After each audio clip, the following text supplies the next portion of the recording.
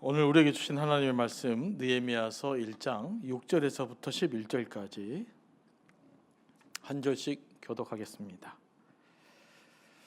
이제 종이 주의 종들인 이스라엘 자손을 위하여 주야로 기도하오며 우리 이스라엘 자손이 주께 범죄한 죄들을 자복하오니 주는 귀를 기울이시며 눈을 여시사 종의 기도를 들으시옵소서. 나와 내 아버지의 집이 범죄하여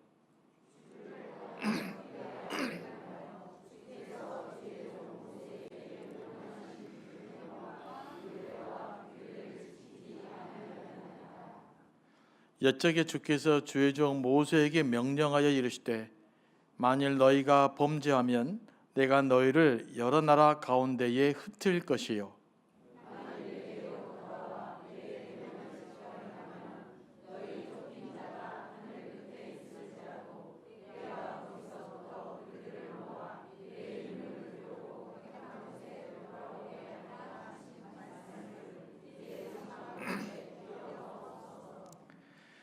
이들은 주께서 일찍이 큰 권능과 강한 손으로 구속하신 주의 종들이요 주의 백성이니이다.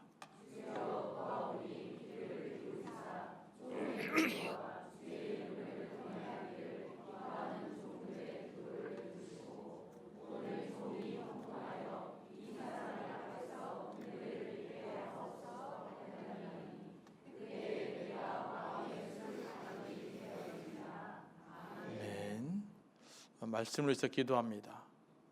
성령 하나님, 이 시간도 우리를 감동하여 주시고 우리에게 필요한 말씀으로 채워주시고 우리를 향한 주님의 음성 듣게 하여 주옵소서. 예수님의 이름으로 기도합니다. 아멘. 제가 목회를 하면서 시간이 점점 지나가면서 느끼게 되는 것이 한 가지 있어요. 이전에는 뭔가 교회가 일도 열심히 하고 이렇게 부흥도 하고 뭔가 능력도 나타나고 그런 걸 잘 원했었습니다. 근데 시간이 지나가면서 느끼게 되는 것이 뭐냐면 내가 하나님을 어떻게 경험할 수 있을 것인가, 내 삶 가운데서. 이게 이제 더 큰 숙제가 되더라고요. 그래서 기도를 강조한 이유가 하나님을 어떻게 경험할 수 있을 것인가, 하나님에 대해서 감격하고, 그죠? 하나님이 실제로 좀 느껴지고, 내 기도만 그냥 무조건 들으시는 분이 아니라 하나님과 어떻게 인격적 교제가 좀 가능하게 될 건가, 내 스스로도 그렇고 나 하나님 인격적 교제가 깊어지고 있는 건가, 아니면 습관적으로 그냥 계속해서 말씀을 전하는 사람은 아닌가, 아니면 말씀을 전하는 기계가 되는 것은 아닌가, 제 스스로 질문이에요. 성경을 잘 전하려고 하는 가르치는 기술자가 되려는 것은 아닌가, 이런 질문을 스스로 해보게 됩니다. 이런 질문 하게 된 거는 얼마 안 돼요, 사실. 어느 날 갑자기 그런 생각하게 되는 거죠. 제가 설교를 하는 기술자가 아닌가, 이런 생각들을 순간순간 해보게 된단 말이죠. 또 기도하면 그냥 기도만 하는 기도의 기술자들은 아닌가, 하나님과 정말 깊은 영적 교제가 이루어지고 있는가를 이게 좀 체크하게 되면서 우리에게 정말 필요한 게 뭐냐, 여러분들도 정말 하나님 실제로 경험하면 좋겠다. 그냥 멀리서 그냥 이론적으로 하나님 어떤 분, 이런 분이다 저런 분이다가 아니라 하나님을 날마다 좀 의식하고, 좀 더 자주 의식하고, 좀 더 많이 생각하고, 좀 더 하나님을 경험하게 살았으면 좋겠다. 이게 사실 요즘 이제 들어오면서 기도 제목이에요. 그래서 이제 여러분들도 좀 그러면 좋겠다 생각을 하고, 그래서 우리 신앙의 방향을 이제는 조금은 바꿔야 되지 않을까 좀 싶기도 해요. 어떻게 하나님을 경험할 수 있을 것인가, 어떻게 하나님을 좀 느낄 수 있을 것인가, 어떻게 하나님 인격적 교제 좀 깊어갈 수 있을 것인가, 여기에 우리가 초점을 더 맞춰가야 되지 않을까. 그것만이 앞으로 우리가 미래에 있어서 삶을 살아가야 될 영적 중요한 가치라는 생각을 그냥 갈수록 하게 됩니다. 특별히 기도를 준비하면서도 처음에는 기도 부흥하면 좋겠다, 뜨거워지면 좋겠다라고 생각해서 지금 한 번 더 나가도 어떻게 하나님을 기도 가운데 좀 깊이 경험할 수 있을까, 하나님이 멀리 있는 하나님이 아니라 내 하나님이 될 수 있을까, 어떻게 하나님이 나의 아버지처럼 나의 어머니처럼 어떻게 그렇게 하나님을 경험할 수 있을까? 이런 부분들이 이제 기도 제목이 되어지는데 저는 그것들이 함께 기도하며 나갈 수 있게 되어 소망하고요. 우리 교회가 좀 그런 교회가 되기를 소망합니다. 부흥보다 더 중요한 것이 여기 있는 분들의 개인 견인이 하나님 멀리 있는 하나님이 아니라 실제로 경험하고 실제로 느껴지고 하나님 실제로 더불어 동행하는 삶을 살아내는 것이 더 큰 숙제가 아닐까 이런 생각을 한번 해보게 됩니다. 네, 아멘 하셨으니까 이렇게 깊이 여러분들이 좀 경험하면 좋겠어요. 그게 소망이에요. 그래서 하나님 이름만 불러도 감동이 되고 가슴이 벅차고 그분이랑 함께한다는 사실 때문에 포기할 수 있는 삶들 다시 살아내는 거 그런 우리들이 되기를 소망합니다. 이제 예루살렘이 회파되고 성문이 불탔다는 소식을 들은 그 느헤미야가 맨 먼저 한 일이 뭐였어요?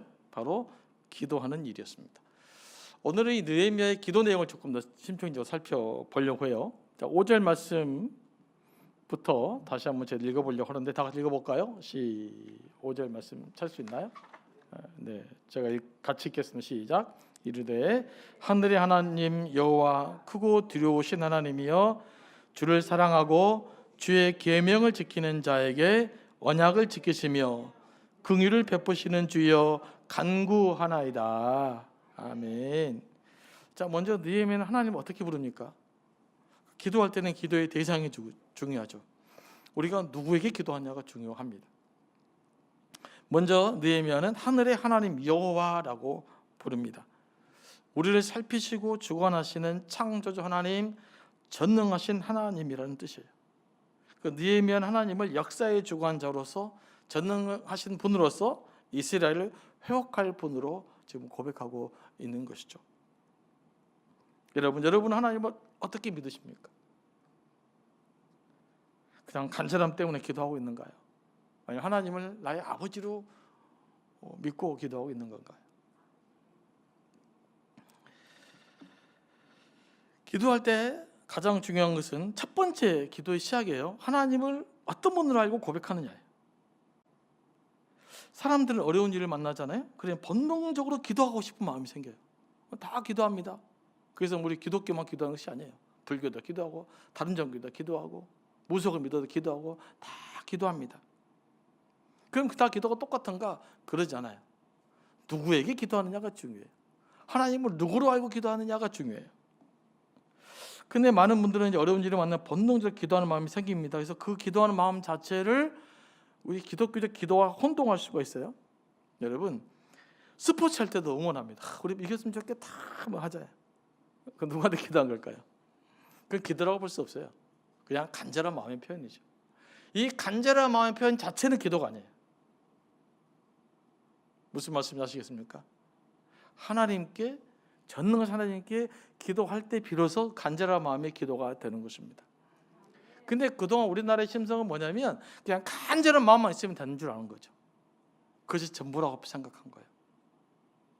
그러나 그 간절한 마음이 누구에게 나와야 된다? 하나님께 그 문제를 가지고 나왔을 때 비로소 기도가 되는 것입니다.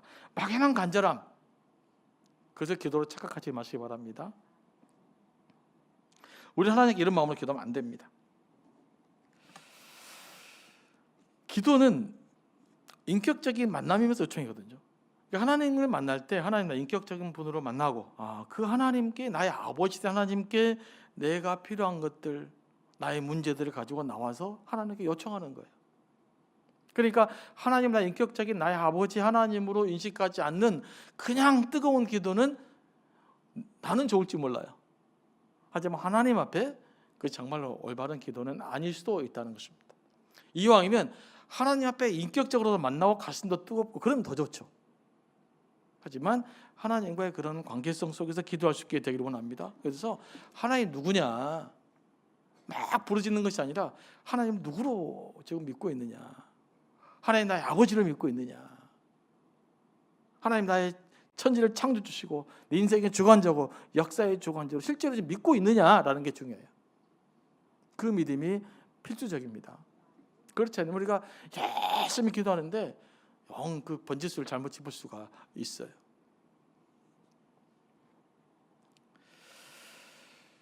우리가 하나님에 대한 명확한 인식이 있어야 기도를 바르게 할 수 있어요. 그래서 우리가 하나님 앞에 기도를 바로 하기만 해도 뭐가 될까요? 신앙 생활을 바로 할 수 있어요. 그래서 기도가 중요합니다.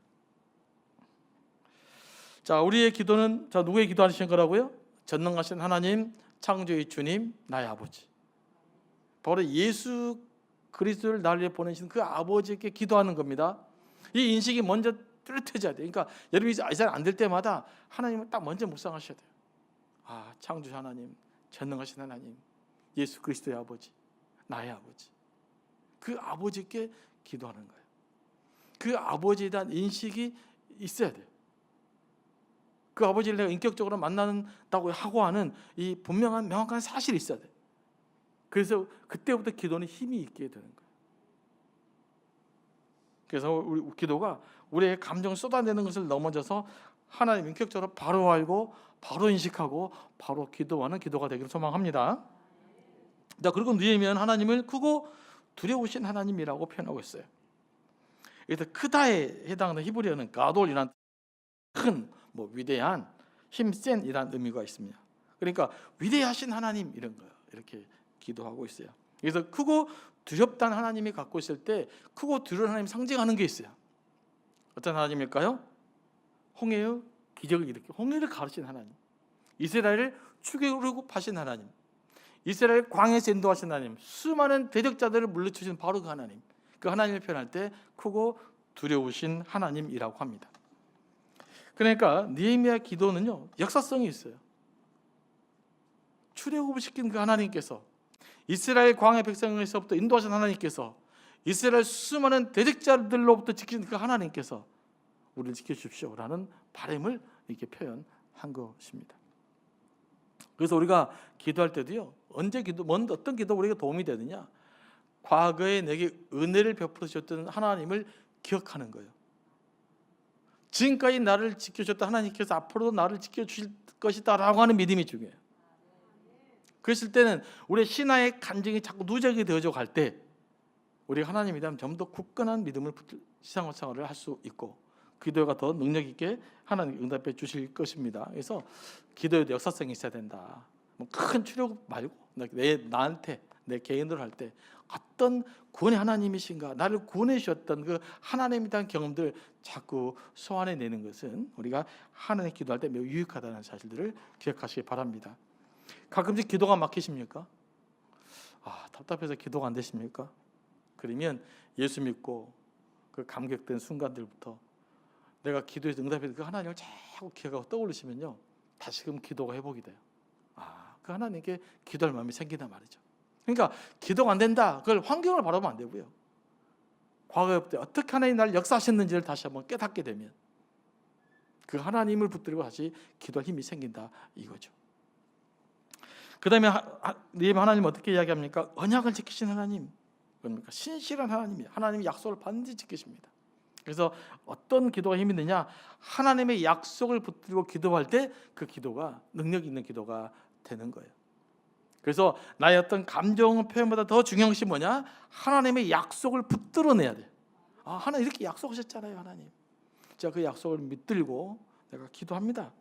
그리고 또 어떤 분은 하나님이십니까? 긍휼을 베푸신 하나님, 영어로 보니까 한결같은 사랑을 베푸신 하나님 이렇게 표현되기도 하더라고요. 하나님은 우리에게 사랑을 베푸시는데요, 변함없이 한결같이 우리에게 사랑을 베푸신 분이십니다. 내가 잘 나갈 때나 잘 나가지 못할 때나, 내가 좀 하나님 앞에 의롭게 살 때나 또는 부족하게 살 때도 하나님 여전히 나를 사랑하고 계신다는 거예요. 그 사랑은 변함이 없다는 것입니다. 그러니까 내가 죄를 지은 하나님과 관계가 멀게 느껴지거든요. 그런데 하나님의 사랑 때문이 아니라 나의 죄 때문에 멀게 느껴지는 거예요. 그러면 하나님과 나와 있었던 죄를 내가 회개하면 하나님과 다시 멀어진 관계가 다시 가까워지겠죠. 이게 굉장히 중요합니다. 그래서 우리가 하나님을 기억할 때는 이 하나님을 기억하는 것이 좋아요. 그런데 자, 5절을 가만히 한번 읽어볼 테니까 다시 한번 쭉 들어보십시오. 눈을 감고. 하늘의 하나님 여호와, 크고 두려우신 하나님이여, 주를 사랑하고 주의 계명을 지킨 자에게 언약을 지키시며 긍휼을 베푸시는 주여 간구하나이다. 이때 뭐가 하나님의 기대가 느껴지지 않으세요? 하나님 기도할 때 이 기도부터 시작하는 거예요. 그래서 여러분 기도가 안 되시면 5절 여러분 딱 적으셨다가 기도하시기 바랍니다. 그 하나님께 기도하는 거잖아요. 그래서 5절 같은 말씀 같은 이런 구절들이 좀 있어요. 이런 구절들 좀 알아놓으셨다가 기도가 안 될 때 그 말씀을 묵상하시고 그 약속을 근거로 다시금 기도하며 나갈 수 있게 되기를 소망합니다. 또 말씀부터 기도해라 그러니까 꼭 뭐 5절 막 말씀 한 절 한 절 막 해가면서 기도하라 그런 뜻이 아니에요. 그건 성경 주석하는 거고, 여러분 성경 주석하고 해석하지 않고 기도하셔야 돼요. 약속을 붙들고 기도하기 바랍니다.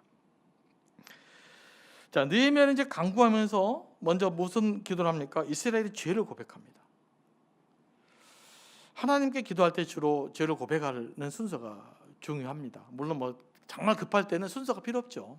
하지만 일반적일 때는 뭐부터 할까요? 하나님 앞에 거룩함의 과정이 필요해요. 그러니까 우리의 죄를 고백하는 것은요, 하나님 앞에 정결하게 되는 과정이에요. 죄를 고백하게 되는 과정이고 거룩하게 되는 과정이죠. 거룩하게 되면 하나님과 나와 친밀감 형성하는 데 더 중요한 것이죠. 그래서 먼저 느헤미야는 이스라엘의 죄를 고백하죠. 그러면서 자기 민족이 무엇을 잘못했는지 고백합니다. 이런 게 또 진정한 역사의식이에요. 우리 민족이 아무 문제 없다, 그냥 우연히 고난을 당했다가 아니라 성경의 근거에서 이 민족이 뭘 잘못했는지를 객관적으로 인식하는 과정이 필요합니다. 나로 하다면 우리 개인도 마찬가지죠. 내가 하나님 앞에 기도할 때에, 내가 하나님 앞에 살 때는 이 회개 과정이 굉장히 중요하거든요. 그래서 하나님 앞에 내가 뭘 잘못됐는지, 어떤 잘못된 길을 갔는지를 찾아보는 것이 굉장히 중요해요. 일반적인 역사는 자꾸 민족을 합리화하잖아요. 역사는 객관적이지 않아요. 여러분들이 역사 펴지면 다 주관적이에요. 자기 나라 관점에서 써요. 특히 민족의 죄악들 별로 그걸 인정하는 역사책은 거의 없어요. 다 자기 잘했다고 그래. 수많은 사람들 죽여도 잘했다고 그래. 이제 일본 역사는 임진왜란을 일으켰던 그 사람들 비난하지 않습니다. 우리한테 비난의 대상이지만. 근데 일본과 중국의 역사 의식이 이런 부분에서 굉장히 약점이 있는 거죠. 왜 그 두 나라가 위험하냐? 이런 민족의 죄를 인정하는 역사 의식이 없어서 위험한 나라들이에요. 그게 독일과 일본의 차이예요. 2차 세계대전 이후에 왜 독일, 일본의 결정적인 차이가 뭐냐? 동일하게 부유해졌지만 독일은 전범을 인정을 했거든요. 우리가 잘못했다. 그리고 일본은 아직까지도 별로 인정하지 않아요. 그래서 앞으로 일본이 미래에는 별로 저는 희망이 없다고 생각을 해요. 이제부터 다 쇠퇴할 거예요. 이 역사를 청산하지 못하면 그런 민족은 사실 그렇게 크게 유망하지 않습니다. 중국은 좀 다르죠. 수많은 나라 서로 이렇게 이기고 지고 이 과정을 겪었기 때문에 이건 좀 튼튼한 나라라면 일본 같은 훨씬 더 취약한 나라라고 볼 수가 있어요. 그런데 느헤미야는요, 그래서 우리가 마찬가지입니다. 우리나라 좋은 나라, 이것으로 이게 진정한 역사의식이 아니에요. 우리도 우리의 범죄에 대해서는 우리 잘못에 깨끗하게 인정할 줄 알아야 돼요. 베트남 참전일 때 했던 우리의 그 문제들은 꼭 인정할 줄 알아야 되잖아요. 그러니까 덮은다 해결될 일이 아니에요. 그렇다고 우리 민족 좋은 민족 되는 것도 아니고 우리나라 대한민국 되는 것도 아니에요. 그래서 우리가 사죄할 일들이 있어요. 우리도 그거 좀 명확하게 해야 돼요. 우리나라도. 그래야 미래가 있는 거예요. 자, 느헤미야는 민족의 죄를 이렇게 언급합니다. 언급하면서 뭐라고 이야기합니까? 나와 내 아버지의 집이 범죄했다고 말해요. 저는 이 말씀이 굉장히 도전이 돼요. 7절 말씀 보면 주를 향하여 크게 악을 행하며 주께서 주의종 모세에게 명하신 계명과 율법과 규례를 지키지 아니하였나이다. 누가요? 나와 내 집이. 이게 굉장히 중요한 거예요. 느헤미야 어떤 사람입니까? 예루살렘에 대한 소식을 듣고 기가 막혀서 울었던 느헤미야예요. 통곡했던 사람이잖아요. 민족 재건을 위해서 자기 전부를 바친 사람. 근데 그분이 뭐라고 이야기하냐면 이 민족의 죄악이 나와 내 아버지가 범죄했다라고 고백해. 이게 느헤미야의 느헤미야 대비예요. 이런 역사의식, 이런 자의식이 필요해요. 이런 자의식을 가진 사람만이 하나님의 위대한 일들을 감당할 수가 있는 거예요. 우리의 문제가 뭐냐? 우리가 민족의 죄를 우리가 볼 수 있죠. 같이 문제점들이 많잖아요. 근데 우리의 약점 뭐냐? 나는 빼고 니들이 잘못했다. 대한민국이 문제입니다. 나는 빼고요. 우리 교회가 문제입니다. 나는 빼고요. 우리 회사가 문제입니다. 나는 빼고요. 이게 우리의 문제예요. 이렇게 나가 빠지면 자기 반성이 없고, 자기 반성이 없는 사람들은 역사의식이 상실되어져 있는 거고, 이 역사의식이 상실된 사람을 통해서 하나님이 역사할 수 없는 거 아니겠어요? 그래서 제가 여러분이 자주 하는 이야기 그래요. 여러 가지 이상한 뉴스 많잖아요. 변하는 거 쉽다니까요. 그런데 하나님, 저게 나의 죄 때문입니다. 내 집안의 죄 때문입니다. 우리 아버지 죄 때문입니다. 이렇게 고백하신 적이 있으신가요? 저놈은 죽일 놈이죠. 망할 놈이죠. 근데 나는요, 나와 내 집이, 우리 아버지와 우리 가족이 범죄했습니다 라는 고백까지 가야 돼요. 때로는요. 그래서 우리가 함부로 그냥, 때로는 저도 비판 엄청 잘해요. 이러니까 저는 맨날 천사천 뉴스 보지 않습니다. 저도 욕해요. 저 2 곱하기 3 이렇게 3, 6 이렇게 해가면서 욕을 합니다. 그러나 그 과정에서도 언뜻 그러면서, 야, 이렇게 또 이렇게 가서 되겠는가? 그럼 나는 뭔가? 라는 질문을 가끔씩 해보는 것이죠. 이렇게 질문할 때 우리가 한 단계 성숙해 갈 줄로 믿습니다. 교회 안에서 이런 것들이 필요해요. 그래서 늘 우리의 문제는 뭐냐? 자꾸 자기를 빼. 그러니까 변화가 없는 거예요. 자기를 늘 포함시키면요, 상황이 다르게 보여요. 그래서 앞으로 여러분도 자꾸 자기를 포함시켜야 돼요. 그래야 답이 나옵니다. 객관화된 비판은 엄밀한 비판적이지, 그건 진정한 비판이 아니에요. 주관화돼야 돼요. 내 입장에서 내가 뭘 바꿔야 될 것인가를 끊임없이 질문해야 돼요. 이게 신앙적인 사람들의 삶의 태도예요. 자, 느헤미야는 이렇게 자기의 죄를 쭉 고백하면서 뭡니까? 다시 한번 약속을 붙들죠. 자, 9절 다 같이 한번 읽어보겠습니다. 9절 시작. 만일 내게로 돌아와 내 계명을 지켜 행하면 너희 쫓긴 자가 하늘 끝에 있을지라도 내가 거기서부터 그들을 모아 내 이름을 두려고 택한 곳에 돌아오게 하리라 하신 말씀을 이제 청하건대 기억하옵소서. 뭡니까? 하나님이 아브라함에게 우리 민족이 약속했지 않습니까? 범죄한 이스라엘 백성을 흩으셨다가 다시 모아 주겠다고 약속했지 않습니까? 이제는 이 백성을 모아줄 때가 된 것 같습니다. 하나님, 그 약속을 좀 지켜주십시오. 여기 기도하고 있는 거예요. 철저히 하나님의 약속을 붙들고 기도한 것 아니겠습니까? 더도 말고 하나님이 약속하신 대로 이 민족을 좀 돌이켜 주십시오. 다시 모아 주십시오. 다시 민족 재건을 만드는데 하나님 함께 해주십시오라고 기도하고 있는 거예요. 그래서 여러분, 느헤미야 1장은 묵상하시라고 놀라운 말씀들이에요. 1장은 여러분에게 그냥 늘 적어놓고 읽고 또 읽으면 너무나 놀라워요. 이게 영성이구나. 하영재 목사님이 자주 하신 말씀이 있어요. 그 하영재 목사님이 온누리교회에서 목사님이셨죠. 이분이 늘 자주 하는 말이 뭐냐면, 하나님도 약점이 있다. 하나님의 약점이 뭐냐? 하나님의 약점이 있답니다. 하나님의 약점이 뭘까요? 하나님의 약속은 그분은 약속에 신실하시다. 이게 하나님의 약점이라는 거예요. 그래서 기도할 때 이 하나님의 약점을 붙들고 기도해야 된다. 약속에 신실한 하나님의 약속이니까 하나님의 약속을 붙들고 나아갈 때 하나님께서 그 약속 때문에 우리의 기도를 들어주실 것이다 라고 말해요. 저는 그 부분의 이야기를 참 해안이 있다. 어떻게 이런 표현을 만들어내지? 그러지 않아요? 하나님도 약점이 있는 거예요. 어차피 실은 강점이지만 하나님은 약속에 신실하신 분이에요. 그래서 그 약속에 신실한 하나님께 나아가고 그 약속의 신실에 붙들고 기도할 때에 하나님께서 그 기도를 들어주시고 응답하신다라고 말씀하고 있는 것입니다. 그래서 우리가 기도할 때는 뭘 붙들어야 된다? 하나님의 약속을 붙들어야 돼요. 그러니까 하나님의 약속을 붙들려면 하나님의 말씀을 많이 알아야겠죠. 그래서 우리가 열심히 말씀을 읽고 또 성경을 깊이 묵상하고 하는 것도 나를 향한 하나님의 약속을 붙들기 위함이에요. 그 약속을 붙들며 나아갈 때 하나님의 은혜가 우리 가운데 충만하게 될 줄로 믿습니다. 끝으로 느헤미야는 뭘 위해 기도합니까? 이제 비전을 위한 기도를 해요.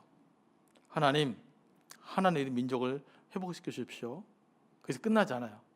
기도하는 느헤미야가 이제 어떻게 이야기합니까? 주님, 저를 이 사람, 이 왕에게 은혜를 입기 위해서 저를 형통하게 해주십시오. 저 직위를 좀 높여주십시오. 그럼 그 높여진 직위로 내가 이스라엘을 위해서 뭔가를 하겠습니다라고 기도하는 거예요. 이게 비전의 기도죠. 우리에게 이런 비전의 기도가 필요해요. 그래서 하나님이 느헤미야의 기도를 들으시고 술관원이 되게 하셨다. 왕의 핵심 측근이 되게 하셨다라는 거죠. 그러므로 이 장이 이제 느헤미야 역사가 새롭게 또 시작되어져 가는 거죠. 측근이 되게 한 거예요. 그래야 뭘 할 수 있죠? 왕에게 부탁할 수 있잖아요. 뭔가 요구할 수 있는 거잖아요. 왕에게 헌신된 모습을 보임으로써 왕에게 인정을 받음으로써 왕에게 뭔가 부탁해서 할 일을 있게 만드는 위치로 가게 된 것입니다. 쉽게 말하면 느헤미야는 무슨 기도를 하고 있느냐? 헌신을 위한 비전을 기도한 거예요. 뭘 위한 비전을 기도했다고요? 헌신을 위한 비전이에요. 이 기도 이후로 느헤미야의 삶은 더 헌신적 삶으로 나아가죠. 그래서 우리도 하나님의 은혜를 알고 하나님의 문제를 갖고 나아갈 때 결국 어디까지 가야 되느냐? 우리 헌신을 위한 결단과 비전을 여러분 삶 가운데 품어내야 될 줄로 믿습니다. 그렇게 하는 거예요. 하나님 기도 들으십시오. 그러면 그것을 왜가 필요하잖아요. 내 문제 해결되기를 원합니다. 왜? 하나님 원하는 것은 그래 우리 개인적으로만 잘 먹고 잘 사는 게 목표가 아니잖아요. 우리를 통해서 하나님의 뜻이 실현되기를 원하는 것입니다. 그러니까 하나님 문제를 해결해 주시고 또 내게 형통케 하시고 오늘 느헤미야처럼 헌신을 위한 비전을 품으시고 기도할 수 있게 되기를 소망합니다. 연세가 드셔도 이 기도는 여전히 중요한 거예요. 하나님 내 남은 인생을 통해서 주님의 영광이 드러나게 되기를 원합니다. 그런데 제가 제일 잘하는 것이 이거거든요. 내 이것으로 헌신할게요. 이런 게 비전의 기도예요. 이런 기도가 살아있게 되기를 원합니다. 꼭 뭔가를 많이 해서 중요한 것은 아닙니다. 내가 할 수 있는 자리에서 하나님 내가 기도 좀 더 하겠습니다. 내가 하나님께 더 무릎 꿇겠습니다. 더 많이 더 중보기도 하겠습니다. 이것도 우리의 비전이 될 수 있는 거잖아요. 그러니까 우리가 비전이다, 꿈을 꾼다 그러면 뭔가 큰 일, 뭔가를 막 몸으로 움직이는 일, 그것만이 비전이 아니라, 그것만 헌신이 아니라 하나님께 마음으로 드리는 헌신, 기도의 헌신. 내가 하나님 앞에 좀 더 거룩하게 살고 싶어하는 비전. 궁극적으로는 내 삶을 통해서 조금 더 예수 그리스도의 향기가 드러나게 하옵소서. 우리의 최고의 비전 아니인가요? 여러분과 저의 최고의 비전은 결국 그거잖아요. 이를 통해서 조금 더 예수님을 닮아가는 모습, 조금 더 예수님을 닮아내는, 조금 더 그 향기를 좀 더 드러내는 그런 삶을 사는 우리 궁극적 목표 아니겠어요? 그러니까 우리가 이걸 위해서 기도할 수 있다면 우리는 얼마든지 어디서든지 하나님께 헌신한 비전으로 나갈 수 있을 줄 믿습니다. 느헤미야처럼 이 하나님 약속을 붙들고 우리 헌신의 비전을 품고 하나님께 나아갈 때 하나님 놀랍도록 하나님의 역사가 우리에게 임할 줄로 믿습니다.